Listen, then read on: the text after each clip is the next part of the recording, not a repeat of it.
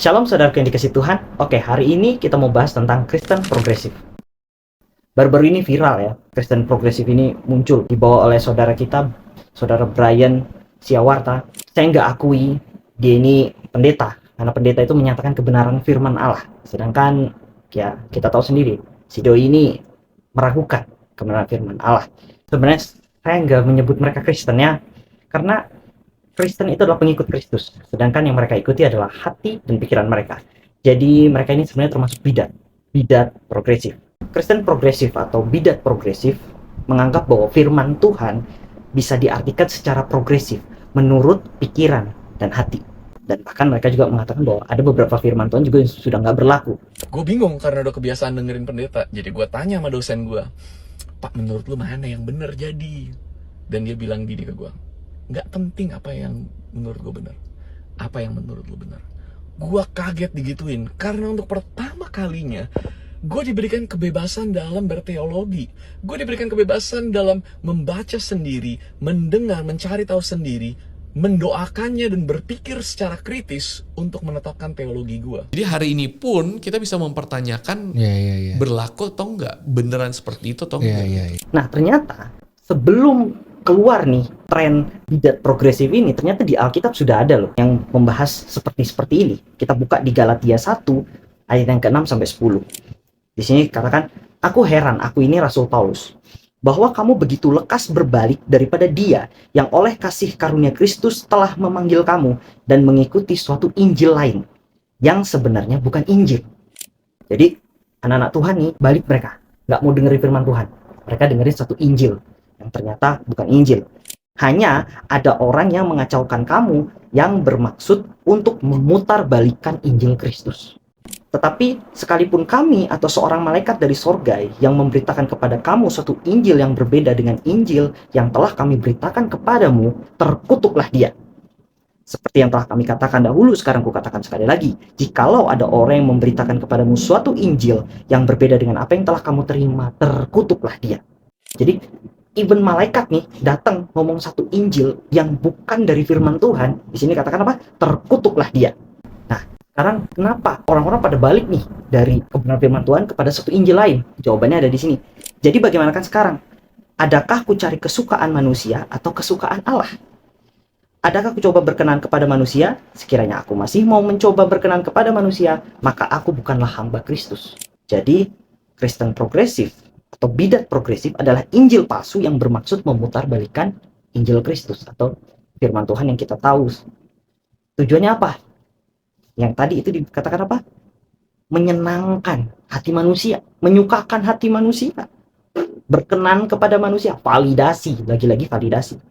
Dan tujuannya bisa jadi duit atau ketenaran. Ya kan akhirnya diundang tuh podcast-podcast kan gitu. Karena apa? Disenengin dengan firman Tuhan yang diputar balik ini. Mereka nggak pantas dibilang Kristen, karena Kristen adalah pengikut Kristus, sedangkan mereka mengikuti hati dan pikiran mereka. Mereka ngerasa progresif, mereka merasa ada satu kemajuan, mereka delusi menganggap bahwa mereka itu cerdas, padahal mereka itu dongo. Salah satu kedongoan mereka yang mereka rasa itu cerdas adalah konsep tentang keselamatan. Nah ini kan yang lagi-lagi viral nih tentang keselamatan.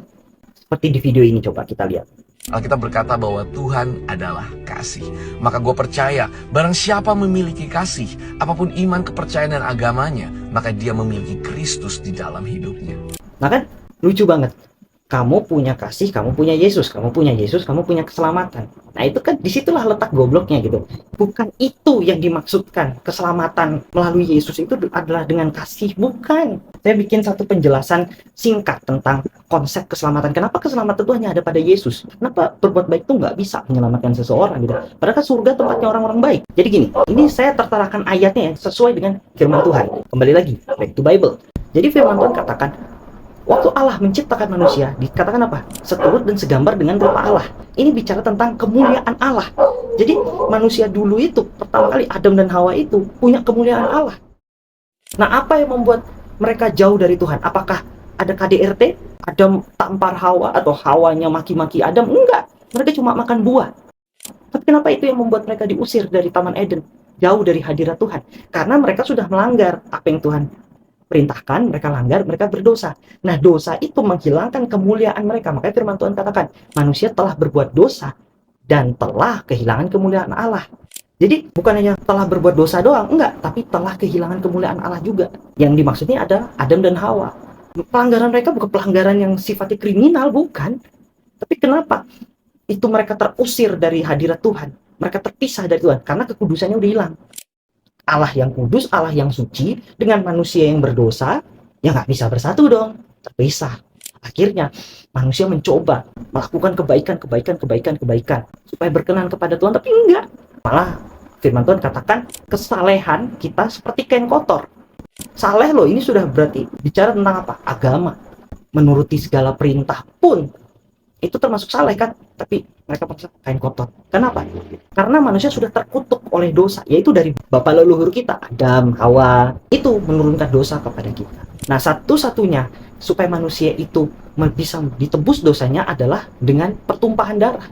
Makanya polosnya waktu itu umat-umat Tuhan itu menyembelih hewan, darahnya kan dicurahkan itu untuk pengampunan dosa. Yang mana bisa yang berdosa manusia yang ditumpahkan darah hewan? Enggak bisa. Mau hewan itu hewan tak bercacat celah pun enggak bisa. Harus darah manusia. Dan itu pun harus manusia kudus. Manusia yang enggak berbuat dosa. Siapa ada manusia yang enggak berbuat dosa? Manusia yang tidak lahir dari dosa. Enggak ada. Ya Tuhan Yesus itu. Makanya firman-Nya turun menjadi manusia. Supaya apa? Ada darah yang ditumpahkan. Ya darahnya Yesus itu. Makanya kita harus akui dia. Dia yang udah mati buat kita. Dialah Tuhan dan Juru Selamat kita. Karena dia yang sudah selamatkan kita.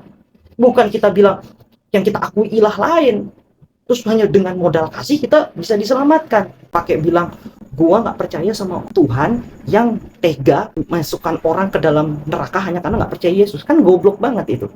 Padahal sebenarnya kesempatan loh, dia bertemu dengan orang yang nggak percaya Yesus. Dia bisa nyatakan tentang kebenaran ini, konsep ini. Tapi malah nggak kan? Malah jadi badut di sana. Kita harus mengklaim bahwa bidat progresif, Kristen progresif adalah ajaran sesat. Harus kita klaim itu. Kalau orang bilang Kristen progresif sesat gitu. Wah, terus menghakimi dong. Itu namanya menghakimi. Ya, enggak. Saya ajak kita buka di Markus 12 ayat 18 sampai 24. Ini saya baca aja secara kronologis, tapi nanti saya tampilkan ayatnya. Jadi itu kebiasaannya ahli Taurat dan orang-orang Farisi itu suka datang bertanya sama Tuhan Yesus itu untuk apa? Mencobai Tuhan Yesus. Supaya mencari-cari kesalahannya Tuhan Yesus. Kata Musa kan gini, kan hukum Taurat kan begini. Nah, datanglah nih orang Saduki.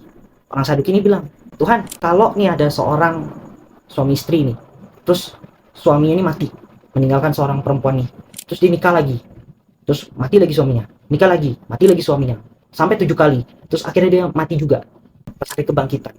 Itu yang suaminya tuh yang mana? Yang pertama atau yang kedua atau 7-7-nya tuh jadi suaminya? Tahu nggak jawaban Tuhan Yesus bilang? Kamu sesat karena kamu tidak mengerti kitab suci maupun kuasa Allah. Kok tega banget sih orang nanya loh Tuhan Yesus bilang sesat? Karena apa? Kalau kita baca di ayat 18, di sini katakan datanglah orang Saduki yang berpendapat. Jadi pendapat itu datangnya dari pikiran dan hati bahwa tidak ada kebangkitan. Mereka nggak percaya ada kebangkitan. Makanya mereka sengaja mempertanyakan itu sama Tuhan Yesus. Makanya Tuhan Yesus bilang kan sesat karena kamu nggak ngerti kitab suci maupun kuasa Allah. Di situ selanjutnya Tuhan Yesus jelaskan, bisa baca sendiri. Untuk supaya mengerti firman Tuhan, gampang. Izinkan Roh Kudus untuk membukakan hati pikiran kita, untuk supaya kita mengerti. Makanya kalau kita baca di Lukas 24 ayat 45, sebelum Tuhan Yesus naik ke sorga, dia bilang apa? Lalu ia membukakan pikiran mereka sehingga mereka mengerti kitab suci. Firman Tuhan itu mengandung banyak misteri di dalamnya, tapi bukan rahasia buat kita anak-anak Tuhan. Loh kok bisa? Ya karena itu dia tadi. Tuhan bukakan pikiran kita. Ada Roh Kudus yang diberikan Tuhan sebagai apa? Guide-nya kita untuk mengerti dan menjalani firman Tuhan. Gimana kita mau menjalani sesuatu kita nggak ngerti? Nah itu. Asalkan kita mau meminta pimpinannya dan memberi diri dipimpin olehnya. Makanya firman Tuhan juga katakan, kamu hidup oleh Roh, kamu harus dipimpin oleh Roh. Bukan dipimpin oleh ini. Ini nih sangat mudah diputar balikkan sama iblis kayak tadi konsep tentang keselamatan. Kasih. Kalau kamu punya kasih, kamu punya Yesus. Kamu punya Yesus, kamu punya keselamatan. Kasih adalah apa? Love is act. Kasih adalah perbuatan. Berarti seolah-olah perbuatanmu yang menyelamatkan kamu. Saya ajarkan kok beberapa orang-orang yang unbeliever, saya ajarkan mereka, masalah kamu agamanya apa itu cuma human identity. Tapi asal kamu percaya Yesus adalah Tuhan dan Juru Selamat, kamu berdoa dalam nama Yesus, saat kamu terpuruk, kamu berdoa kepadanya, kamu memuji, memuliakan dia, menyembah dia. Dia percaya dia sebagai Tuhan dan Juru Selamat. Mau KTP-mu agamanya apa, kamu tetap masuk surga. Tapi saya nggak bilang gini, yang penting kamu punya kasih, kamu punya Yesus. Mau kamu percayanya ilah lain, tapi kamu punya kasih, ya berarti kamu punya Yesus. Itu kamu masuk surga. Kalau saya ngomong gitu, kelihatan gobloknya saya gitu. Cara iblis untuk menyesatkan kita dalam mengerti firman Tuhan, yaitu adalah memutarbalikkan kita.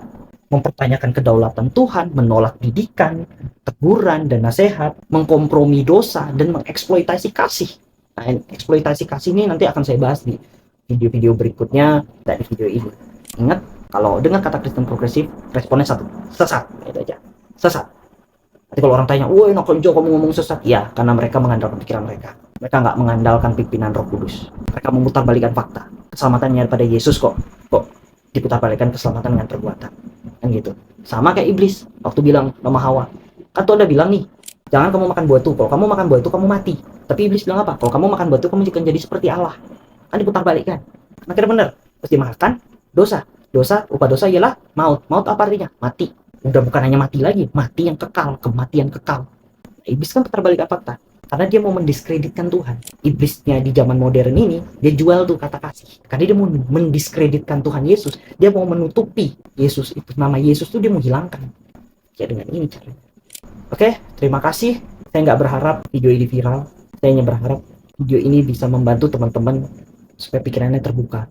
Terima kasih, Tuhan Yesus memberkati kita semua. Shalom.